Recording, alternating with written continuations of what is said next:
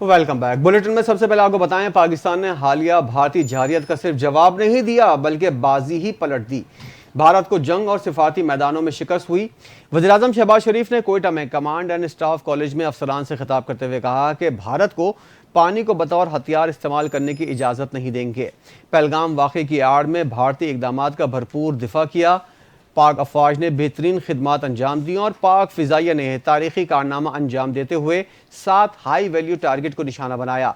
आइंदा भी दुश्मन ने जारहियत दिखाए तो मुंह तोड़ जवाब देंगे। हमारी अफवाज और कौम का मोराल बुलंद है। उन्होंने कहा कि दोस्त ममालिक से आने वाले मेहमानों का खैर मकदम करते हैं। आपकी यहाँ मौजूदगी हमारे बेहतरीन ताल्लुकात की अक्कास करती है। आज आम महाज के बजाय मुख्तलिफ जहतों में सलाहियतों का इम्तिहान है।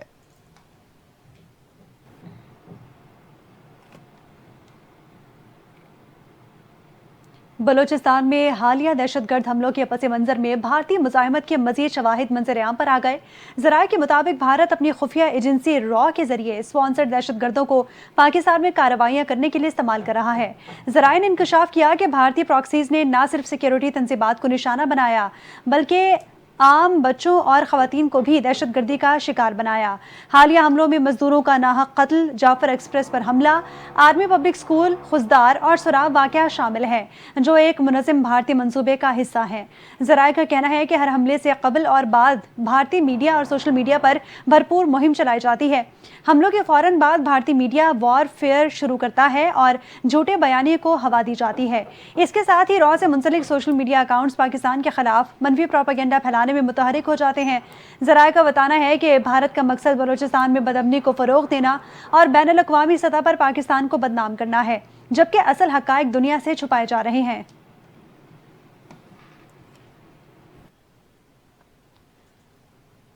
भारतीय फौज ने पहली बार पाकिस्तान के साथ झड़पों में गैर मुतय्यन तादाद में लड़ाका तैयारों को खोने की तस्दीक कर दी है। भारतीय मुसल्लह अफवाज के chief of defence staff Anil Chauhan ने नुकसान का एतराफ़ कर लिया है। अमरीकी नशरियाती इदारे से बात करते हुए अनिल चौहान ने कहा कि हालिया पाक भारत कशीदगी के दौरान पाकिस्तान ने हमारे तैयारे गिराए हैं। भारतीय मुसल्लह अफवाज के chief of defence staff general Anil Chauhan ने कहा कि अहम बात यह नहीं कि तैयारे गिराए गए बल्कि यह है कि वो क्यों गिराए गए। अनिल चौहान ने मजीद कहा कि जो गलतियां हुई हैं वो अहम हैं। बीजेपी के सीनियर सियासतदान पहले ही गुज़िश्ता रोज़ 5 भारतीय जेट तैयारों को गिराए जाने का एतराफ़ कर चुके हैं।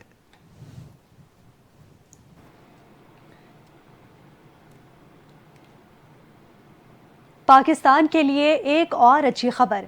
Olympic gold medallist Arshad Nadeem ने पाकिस्तान का नाम एक बार फिर रोशन कर दिया। Arshad Nadeem Asian athletics champion बन गए। अरशद नदीम ने एक और गोल्ड मेडल जीत लिया। Olympic gold medallist javelin thrower Arshad Nadeem ने एशियन एथलेटिक्स चैंपियनशिप में भी गोल्ड मेडल हासिल कर लिया। पाकिस्तान के अरशद नदीम ने पहली थ्रो 75.64 मीटर की फेंकी। दूसरी कोशिश में उनकी थ्रो 76.80 मीटर रही। अरशद ने तीसरी कोशिश में 85.57 मीटर की थ्रो फेंकी। उन्होंने चौथी कोशिश में 83.99 मीटर की थ्रो फेंकी, जबकि अरशद नदीम ने अपनी आखिरी थ्रो 86.40 मीटर लंबी फेंकी। गोल्डन मेडल अपने नाम कर लिया। Asian athletics championship javelin thrower के फाइनल मुकाबले में भारत के सचिन यादव दूसरे नंबर पर रहे।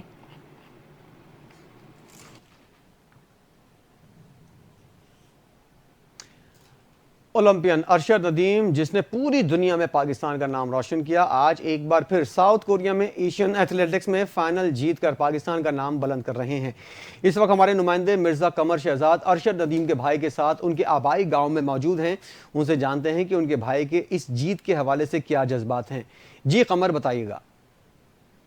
बिल्कुल, मैं इस वक्त ओलंपियन अरशद नदीम के आबाही घर में उनके मौजूद हूँ और अरशद नदीम की कामयाबी के बाद जो है उनके अजीज़ो कारब और अहले इलाका जो है वो उनके घर में उनको मुबारकबाद देने के लिए पहुँचे हैं। इस हवाले से उनके जो बड़े भाई हैं शाहद, वो मेरे साथ मौजूद हैं। आइए उनसे जानते हैं कि उनके क्या तासुरात हैं। जी शाहद। अस्सलाम वालेकुम। अल्हम्दुलिल्लाह, मैं बहुत खुश हूँ और अल्लाह ताला का शुक्र अदा करता हूँ और पूरे मुल्क का शुक्र अदा करता हूँ कि पाकिस्तान का शुक्र अदा करता हूँ जिन्होंने अरशद भाई के लिए दुआ की اور ارشد بھائی نے اکٹھے ہو کر پورے ایشیا میں پاکستان کا جھنڈا لہرایا. اور میں یہ گولڈ میڈل پاکستان کے شہداء کے نام کرتا ہوں, پاکستان کے تمام اداروں کے نام کرتا ہوں, خاص طور پہ آرمی کے شہداء کے نام, پولیس کے شہداء کے نام کرتا ہوں, جنہوں نے پاکستان کی حفاظت کے لیے اپنے قربانی دی. اور ارشد بھائی نے ایک گولڈ میڈل جیت کے پاکستان میں خوشگل لہر لہرائی, اور ہمیں بڑی خوشی ہے, اپنے بھائی پہ فخر ہے. اور انشاءاللہ اس طرح جتنے بھی مقابلے آتے رہیں گے, ارشد بھائی اسی طرح اچھی تھرو کر کے پاکستان کا نام روشن کرتا رہے گا. اور میں پھر بھی شہداء کی والدین کو مبارکباد پیش کرتا ہوں. اور یہ پاکستان کے انمول تحفے ہیں, پاکستان کی خاطر شہادت دینا یا پاکستان کی خاطر گولڈ میڈل لے کے آنا, یہ پاکستان کے انمول تحفے ہوتے ہیں, اور انشاءاللہ یہ ہمیشہ یاد رکھے جائیں گے. آج ہم بہت خوش ہیں اور میں تمام قوم کو مبارک پیش کرتا ہوں. جی بالکل جی, ان کے بھائی کا یہی کہنا تھا کہ یہ جو گولڈ میڈل ہے یہ ہم پاک فوج کے جو شہداء ہیں ان کے نام کرتے ہیں, اور تمام اداروں کے جو ہے ان کے نام کرتے ہیں. جی. ایشین ایتھلیٹکس چیمپئن شپ میں گولڈ میڈل جیتنے پر ارشد ندیم کے گھر جشن کا سما ہے. ارشد ندیم کے والدہ نے NTN سے خصوصی گفتگو کی اور کہا کہ مجھے اپنے بیٹے پر فخر ہے. ارشد ندیم آئندہ بھی ملک کا نام روشن کرے گا.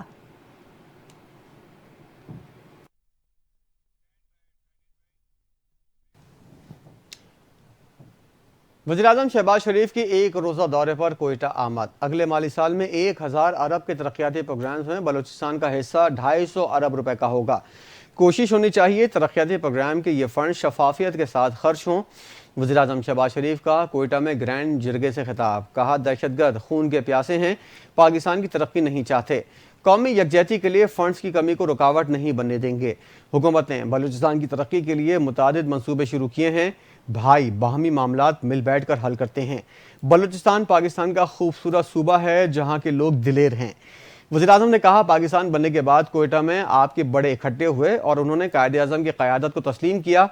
بلوچستان کو پاکستان کا حصہ بنانے کا اعلان کیا. میں نے ایک مرتبہ نہیں کئی بار بڑے بھائی کی آواز کے ساتھ آواز ملا کر کہا ہے بلوچستان پاکستان کا خوبصورت صوبہ ہے جہاں کے لوگ دلیر ہیں.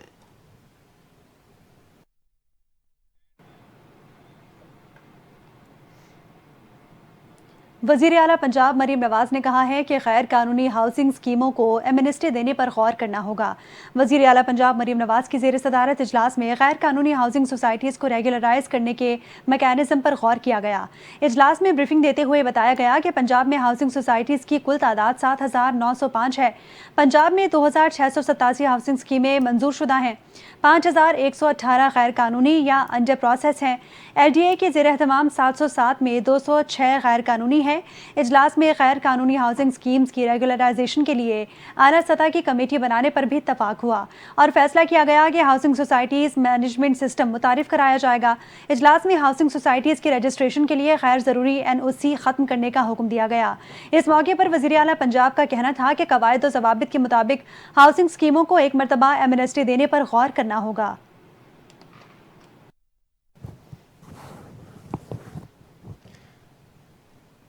پاکستان تحریک انصاف کے بانی کی اہلیہ بشرا بی بی نے اڈیالہ جیل میں توشہ خانہ 2 کیس کی سماعت کے دوران احتجاجاً کمرہ عدالت آنے سے انکار کر دیا.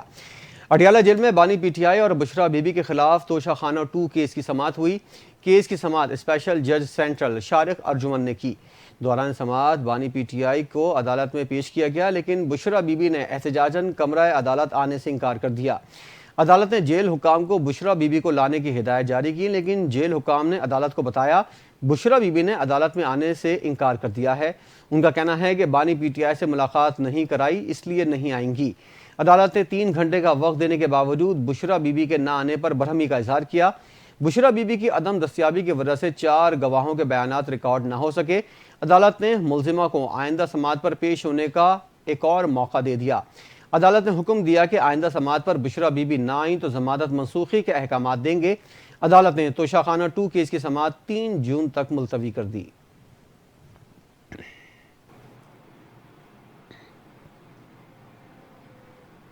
آگے بڑھتے ہوئے آپ کو بتائیں کہ ملک میں غیر قانونی طور پر مقیم غیر ملکیوں کے خلاف آپریشن تیز کرنے کا فیصلہ کر لیا گیا۔ وزیر داخلہ محسن نقوی کی زیر صدارت کاؤنٹر ٹیررزم کمیٹی کا تیسرا اجلاس ہوا۔ اجلاس میں گفتگو کرتے ہوئے وزیر داخلہ محسن نقوی نے کہا، نادرا ایگزٹ پوائنٹس پر لائیو ڈیٹا ویریفیکیشن کی سہولت فراہم کرے گا اور تمام اداروں کو مل کر ون ڈاکیومنٹ سسٹم کو مکمل نافذ کرنا ہوگا۔ انہوں نے کہا کہ ملک سے غیر قانونی اسپیکٹرم کے خاتمے کے لیے وفاقی اور صوبائی اداروں کو مل کر کام کرنا ہوگا۔ محسن نقوی نے ہدایت کی کہ بیکاری مافیا ملک کے بدنامی کا باعث بن رہے ہیں، ان سے سختی سے نمٹا جائے گا۔ گداگری کو ناقابل ضمانت جرم قرار دینا ضروری ہے۔ مزید کہا کہ بجلی چوری کی روک تھام کے لیے وزارت توانائی اور صوبائی حکومتوں کو تعاون فراہم کر رہے ہیں۔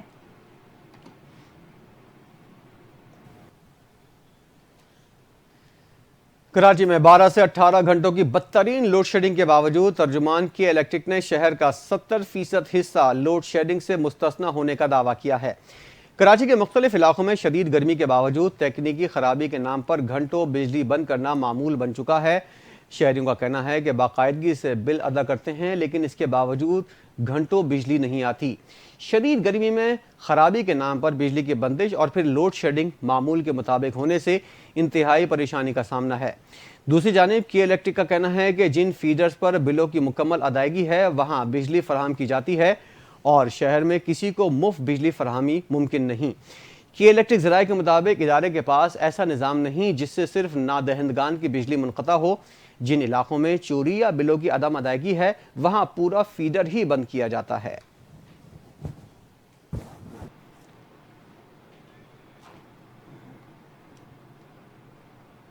کے الیکٹرک نے کراچی کو مشروط طور پر لوڈ شیڈنگ فری شہر بنانے کی پیشکش کر دی۔ کے الیکٹرک کے سی ای او مونس الوی نے کہا، کراچی میں 1129 فیڈرز میں سے 300 فیڈرز پر 87% کا نقصان ہے۔ یہ نقصان شہر میں لوڈ شیڈنگ کی بڑی وجہ ہے۔ انہوں نے کہا کہ حکومت ہم سے یہ 300 فیڈرز لے تو شہر کو لوڈ شیڈنگ فری کر دیں گے۔ ہم ان فیڈرز پر بجلی دینے کو تیار ہیں، حکومت ہمیں ریکوری کر دے۔ مزید کہا کہ شہر میں 70% علاقہ لوڈ شیڈنگ سے مستثنیٰ ہے۔ مزید کہا کہ الیکٹرک 4500 میگا واٹ بجلی فراہم کرنے کی صلاحیت رکھتی ہے۔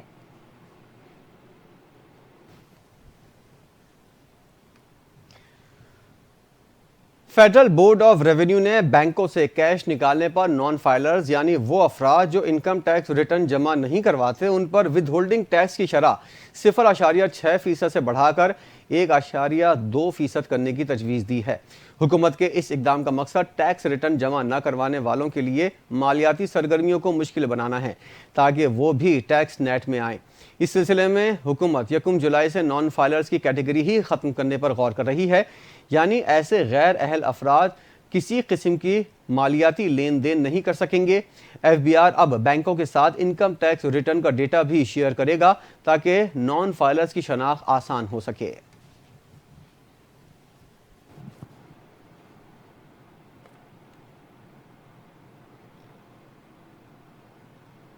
اور اب بات کریں گے عید الاضحیٰ کے حوالے سے۔ کراچی میں ڈپٹی کمشنر ضلع وسطی کی ہدایت پر غیر قانونی منڈیوں کے خلاف کریک ڈاؤن جاری ہے۔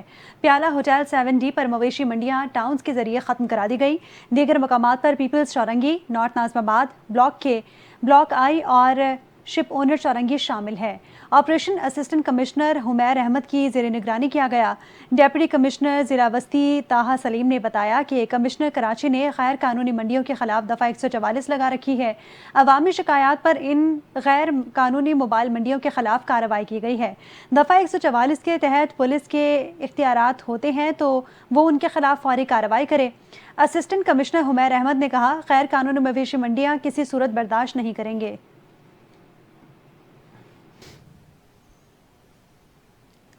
ترجمان دفتر خارجہ نے بھارت میں اسلامو فوبیا کے بڑھتے ہوئے واقعات پر شدید تشویش کا اظہار کیا ہے۔ ترجمان دفتر خارجہ نے کہا ہے کہ بھارت میں مسلمانوں کو نشانہ بنانے، نفرت انگیز تقاریر، امتیازی پالیسیوں اور ریاستی سرپرستی میں ہونے والی کارروائیاں نہ صرف انسانی حقوق کی سنگین خلاف ورزی ہیں بلکہ یہ علاقائی استحکام کے لیے بھی خطرہ ہیں۔ ترجمان نے کہا، پاکستان بھارت میں بڑھتے ہوئے اسلامو فوبیا رجحانات پر شدید تشویش کا اظہار کرتا ہے۔ بھارتی حکومت سے مطالبہ کرتا ہے کہ وہ تمام شہریوں کے مذہبی آزادی، تحفظ اور مساوی حقوق کو یقینی بنائے، خواہ ان کا تعلق کسی بھی مذہب سے ہو۔ دفتر خارجہ نے زور دیا ہے کہ ایسے وقت میں جب دنیا کو تحمل، مفاہمت اور بین المذاہب ہم آہنگی کی اشد ضرورت ہے، مذہبی منافرت کو سیاسی یا نظریاتی مقاصد کے لیے استعمال کرنا افسوسناک ہے۔ ترجمان نے عالمی برادری سے بھی مطالبہ کیا ہے کہ وہ بھارت میں مسلمانوں کی بڑھتی ہوئی انتہا پسندی کا نوٹس لیں، اقلیتوں کے تحفظ کے لیے فوری اقدامات یقینی بنائیں۔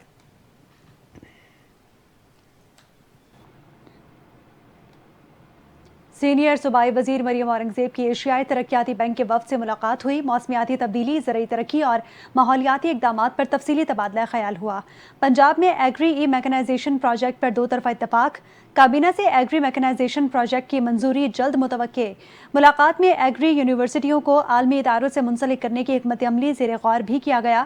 اور مریم اورنگزیب نے بتایا صحت، تعلیم، زرعی میکنائزیشن، کسانوں کی فلاح و بہبود، کاربن کریڈٹس، ہر شعبے میں مقامی ایکسپرٹس بنانا وزیر اعلیٰ مریم نواز شریف کی ترجیحات میں شامل ہے۔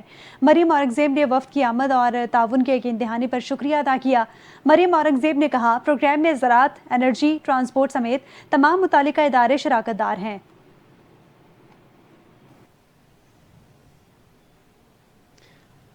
عالمی مالیاتی ادارے نے بٹ کوائن مائننگ اور اے آئی کو بجلی فراہم کرنے کے معاملے پر تشویش کا اظہار کیا ہے۔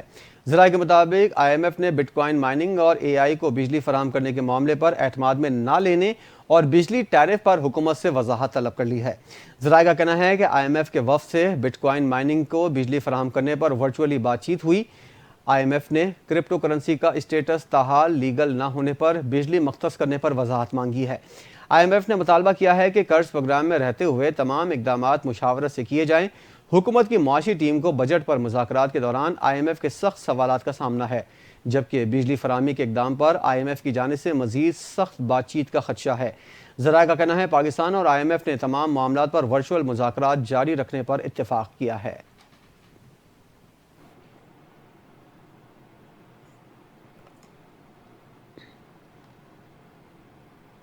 انسداد دہشت گردی عدالت اسلام آباد نے 9 مئی احتجاج، تھانے پر حملے اور جلاؤ گھراؤ کیس کی تفصیلی فیصلہ جاری کر دیا۔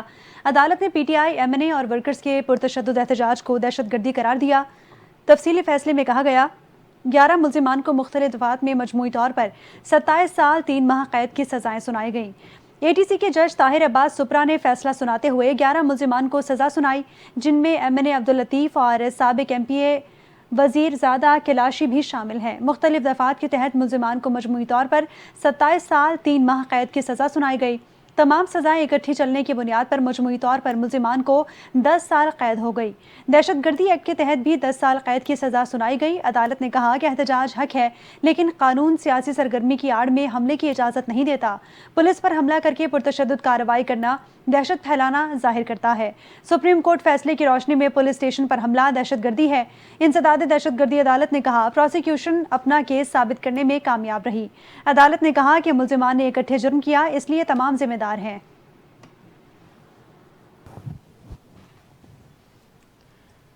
غیر قانونی کال سینٹر چلانے کے مقدمے میں ملزم ارمغان کے خلاف چالان جمع نہ کروانے پر جوڈیشل مجسٹریٹ جنوبی کی عدالت نے تفتیشی افسر پر سخت برہمی کا اظہار کیا۔ کیس کی سماعت کے دوران تفتیشی افسر عدالت میں پیش ہوئے، تاہم چالان جمع نہ ہونے پر عدالت نے ناراضی کا اظہار کیا۔ عدالت نے استفسار کیا کہ ابھی تک چالان کیوں پیش نہیں ہوا، جس پر تفتیشی افسر نے جواب دیا کچھ وقت درکار ہے، چالان عدالت میں جلد پیش کیا جائے گا۔ عدالت نے سرزنش کرتے ہوئے کہا کہ اتنا عرصہ گزر چکا ہے، ابھی تک تفتیش مکمل کیوں نہیں ہوئی۔ تفتیشی افسر نے موقف اختیار کیا، کیس سے متعلق کچھ مطلوبہ ریکارڈ اب تک موصول نہیں ہوا، جس کی وجہ سے چالان تاخیر کا شکار ہوا۔ عدالت نے تفتیشی افسر کو تنبیہ کرتے ہوئے حکم دیا آئندہ سماعت پر ہر صورت چالان پیش کیا جائے، اور عدالت نے ساتھ ہی کیس کی سماعت ملتوی کر دی۔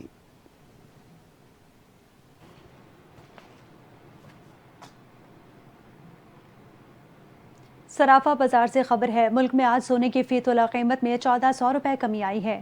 آل پاکستان جیمز اینڈ جیولرز ایسوسی ایشن کے مطابق آج سونے کی فی تولہ قیمت 1400 روپے کمی کے بعد 3,47,200 روپے ہے۔ 10 گرام سونے کی قیمت 1200 کم ہو کر 2,97,668 روپے ہو گئی۔ دوسری جانب عالمی مارکیٹ میں سونے کی قیمت $14 کم ہو کر $3,288 فی اونس ہے۔